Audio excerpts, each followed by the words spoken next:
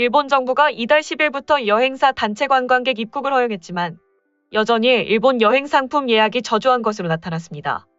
일본은 전통적으로 자유여행이 인기인데 자유여행은 불가능한 데다 상대적으로 짧은 여행 일정 속 현지에서 코로나 음성 확인서를 발급받아야 하는 것도 상당히 번거롭기 때문입니다.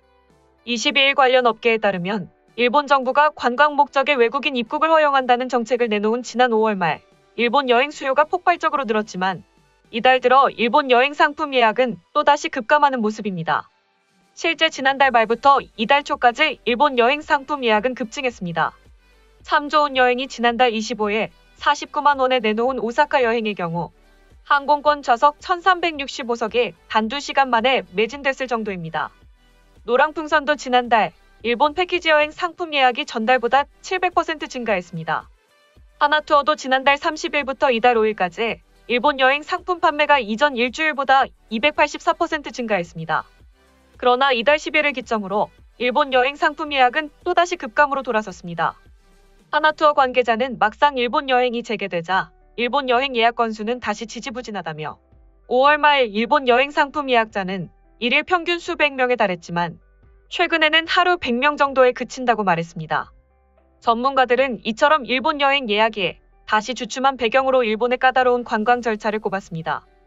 여행업계 한 관계자는 일본 정부가 단체 관광만 허용하고 자유여행을 허용하지 않은 데다 단체 관광 비자를 받는데도 2주가량 걸리는 등 절차가 까다롭다는 소문이 퍼지며 한국인 예약 수요가 꺾였다고 밝혔습니다. 참 좋은 여행도 이달 초 이후 일본 여행 예약이 줄기는 마찬가지입니다.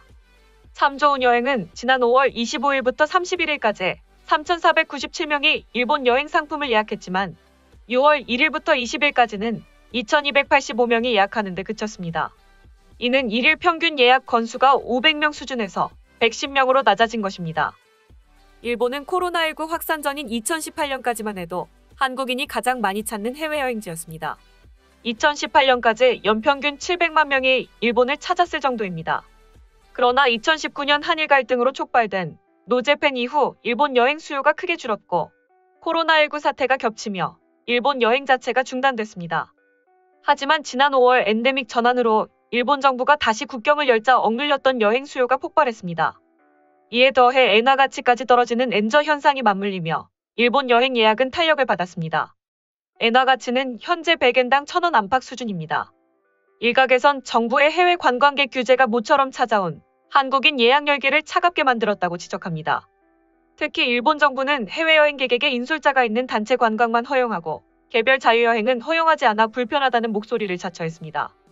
여행업계 한 관계자는 일본은 전통적으로 단체 관광보다 자유여행 일정이 포함된 패키지를 선호한다며 소비자들이 규제가 완화되기를 기다리고 있어 일본 여행 수요 회복이 더딘 것으로 보인다고 말했습니다. 한국으로 돌아올 때 코로나19 음성 확인서가 있어야 하는 것도 일본 여행을 다시 감소시킨 요인입니다. 실제로 한국은 아직까지 내 외국인을 막론하고 입국 48시간 전에 유전자 증폭 검사를 받고 음성 확인서를 지참해야 입국을 허용합니다.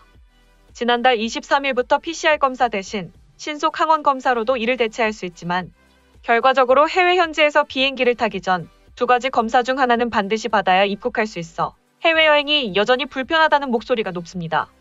일본 여행 상품은 2박 3일 등 짧은 일정이 대부분인데 짧은 일정 속에서도 입국을 하려면 반드시 시간을 내 신속 항원 검사를 받아야 하는 것입니다.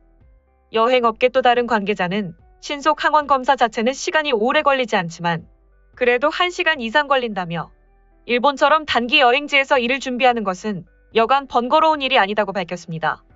한편 기시다 후미오 일본 총리의 중간평가 성격인 참의원 선거가 지난 22일 공시됐습니다. 고물가와 엔저, 안보 등 주요 쟁점을 둘러싸고 각 당이 치열한 선거전을 펼치고 있습니다. 특히 개헌 세력이 3분의 2 의석을 확보할지 주목됩니다. 23일 요미우리 신문, 아사히 신문 등에 따르면 일본의 제26회 참의원 선거는 전날 공시됐습니다. 내달 10일 투 개표됩니다. 18일간의 선거전에 돌입했습니다. 참의원 의석은 245석, 임기는 6년으로 3년마다 절반의 의원을 선출하고 있습니다. 이번에는 125석을 새로 뽑습니다. 기시다 총리가 총재인 집권자민당과 연립여당공명당은 과반수인 125석을 승패 기준으로 삼고 있습니다. 이번에 56석 이상 확보하면 125석 확보가 가능합니다.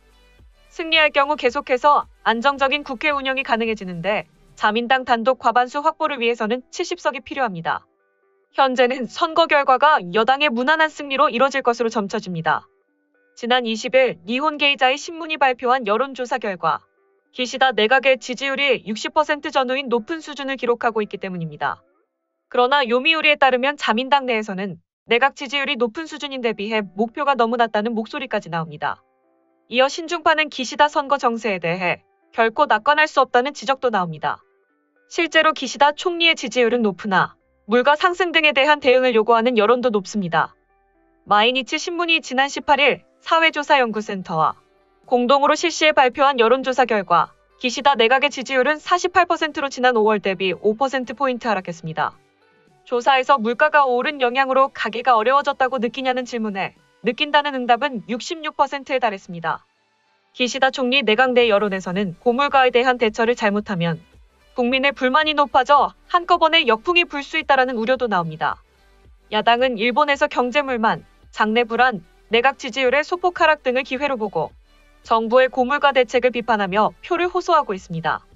이에 대해 정치 전문가들은 한국 여행객들이 일본 경제를 살릴 것이라 기대했으나 기시다 정부의 헛발질로 그 기회마저 놓칠 위기라며 일본 언론은 정부의 정책에서 한국 여행객들의 방문 방해 요인이 드러나자 비판을 계속하고 있다. 일본 의회에서도 뭔가 크게 잘못되고 있다며 우려하고 있다고 전했습니다. 다음은 해당 소식을 접한 일본 네티즌들의 반응입니다. 선거가 되면 당연히 대부분의 언론은 특정 정당만 연일 보도하는 기사를 쓰곤 합니다. 이건 어쩔 수 없는 일이지만 원래대로라면 지금 있는 국정정당 이외에 각 당의 주장도 좀 더 보도해야 하는 게 맞습니다. 일본을 뿌리부터 바꾼다는 변화를 요구한다는 것으로 지금 어느 집권 여당이나 제1야당 그리고 다른 야당에만 눈을 빼앗긴다면 그것만으로도 앞으로 큰 변화가 없겠지요. 예를 들어 극소수의 정당이라도 언론은 무시할 수 없는 존재로 인식해야 합니다. 참정당이나 일본 제1당과 같은 국정정당에는 없는 보수 정당이 이참의원 선거에 나오고 있지요. 물론 그 밖에도 많은 사람들이 나오고 있습니다.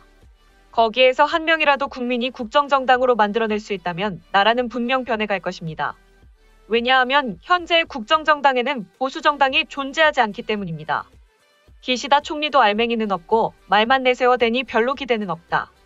투자를 미루어 자산 배증이라고 해보기도 하고 임금 인상이라고 해보기도 하고 마땅히 나아갈 길조차 제시하지 않은 채 아무렇지도 않게 좋은 말만 하고 있을 뿐이다.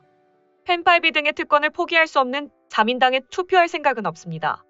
자민당이 진심으로 개혁할 생각이라면 야당이 반대해도 물리칠 것이다. 명칭을 바꿔서라도 특권을 놓지 않는 정권에 이어 참의원까지 끌어들여 그들 다수가 하고 싶은 대로 하게 하는 것은 위험한 일이다.